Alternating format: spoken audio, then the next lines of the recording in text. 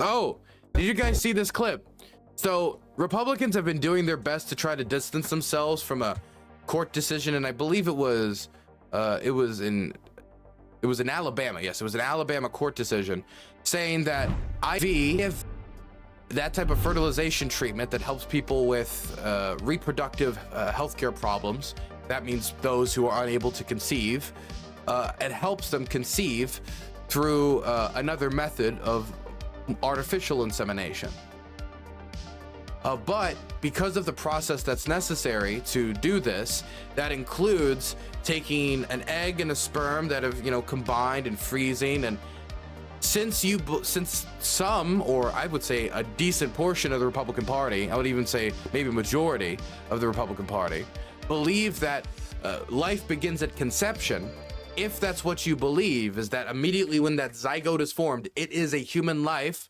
And especially if you believe it's a human life deserving of the same rights as you or me, then how can you freeze it? How can you store it? How could you do these things that you wouldn't do to other lives? And that's the argument that I've seen from people like, from, I think it was Michael Knowles. Yeah, it was from Michael Knowles. And not just him, but even some other Republicans. But that is the logical conclusion of human life of the same liberty, of the same deserving principles as me and you. We're valuing it at the same level. The zygote, which does not have the ability to taste, feel, see, hear, cannot contemplate its own existence, does not even have a brain if it wanted to contemplate its own existence, cannot look at the beauty of the universe, anything, can't do anything that you and me can that makes human life special, or more special to us than, say, a blade of grass or a daffodil.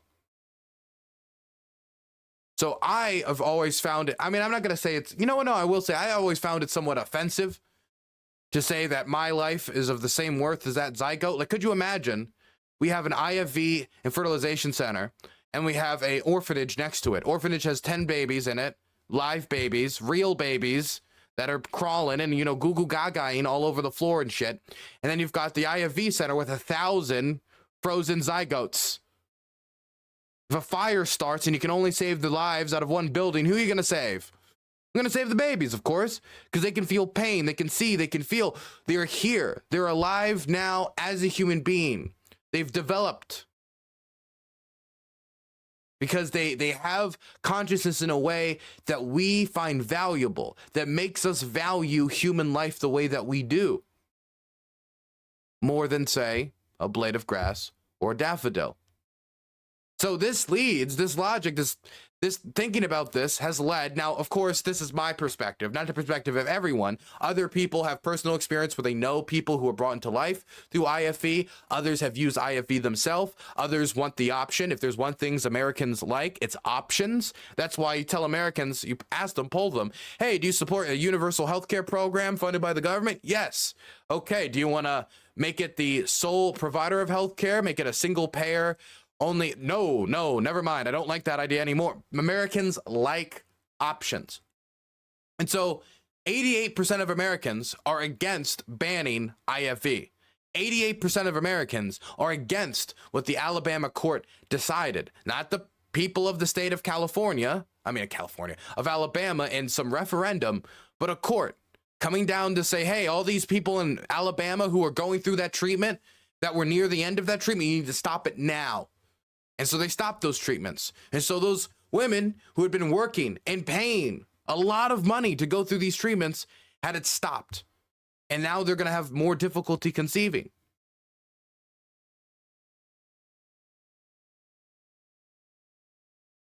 These treatments result in babies. If your motivation is to have more babies and you want to bring about life, and that's why you're pro-life, why would you be against it?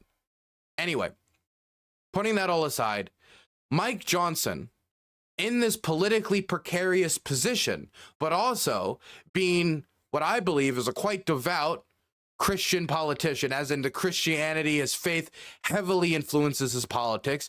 His right-wing conservative stint on that faith heavily influences his politics. He's part of that wave of Christian Republican legislators who are taking his faith and trying to and want to, in a way, legislate it. And this isn't just something that started recently. This is something that's been going on for a while. This is something that was there during his legal teachings. And look, I don't want to get into it. Point is, man loves God, and man loves his interpretation of God's word.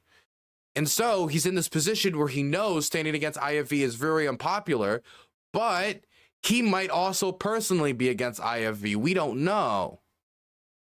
And he knows that there are other colleagues of him who are against it. So when asked if, hey, 88% of Americans are in favor of IFV, Americans are worried about IFV being banned, do you think we should do federal legislation to stop IFV from being banned on the federal level and protecting IFV so we can't have more decisions like that was done in Alabama? And this was his response. Yesterday, Congressman Molinaro signed on to Congresswoman Susan Wild's bill to protect IVF. You have a couple other members that have withdrawn their name from the Life and Conception Act over concerns that it might create a legal problem for this procedure that so many Americans rely on. I know you said that you don't think Congress has a role here, but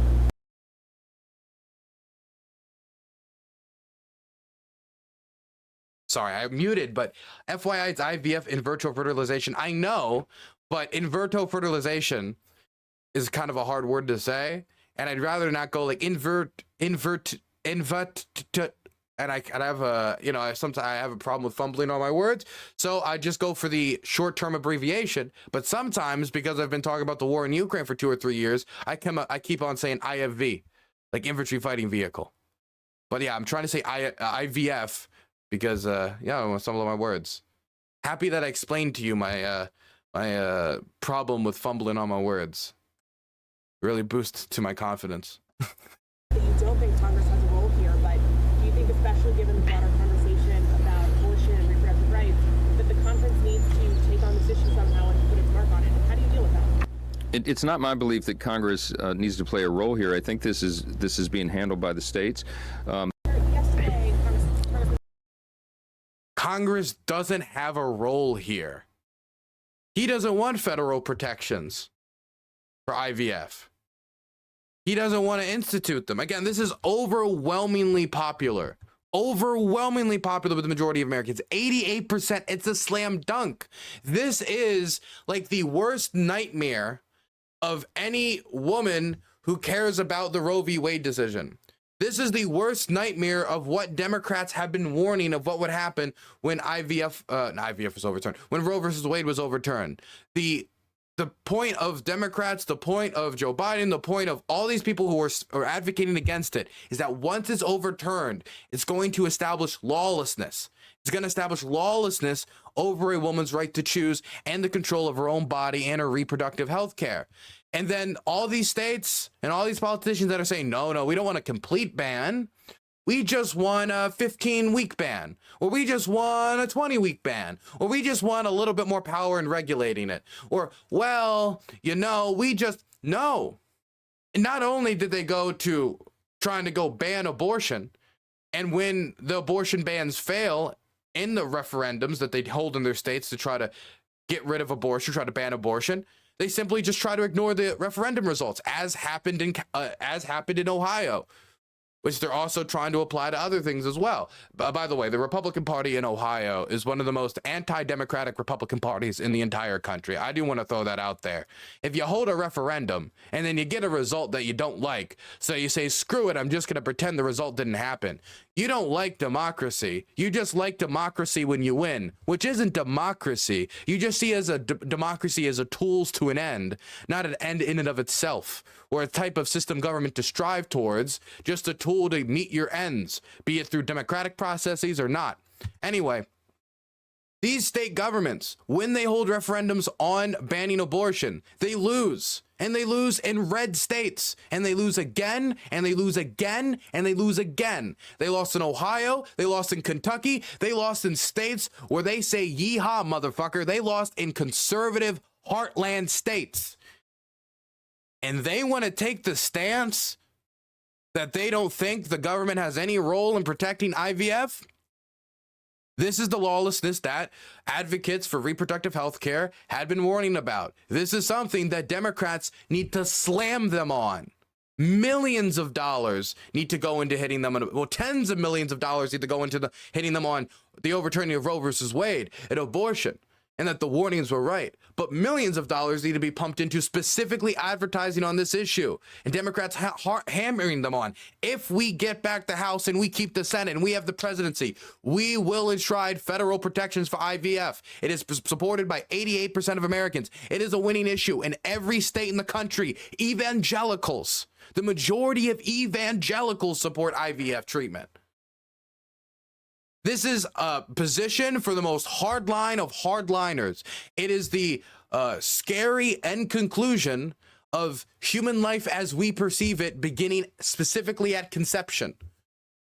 This is the type of limitations on freedoms, that type of decision brought to its logical, that type of thinking brought to its logical conclusion when trying to regulate women's bodies. This is what it logically leads to. And so, since that's where the logic ends, you just avoid the question because you know it's political suicide. And you do your best to make sure the federal government doesn't institute protections while you're sitting your hands and you let the state courts handle it. You let the state legislators handle it. You let the state legislators in Ohio ignore the will of Ohioans and try to handle it and go around them. This is a political loser for Republicans. They know it. We know it. You got to go hard on it.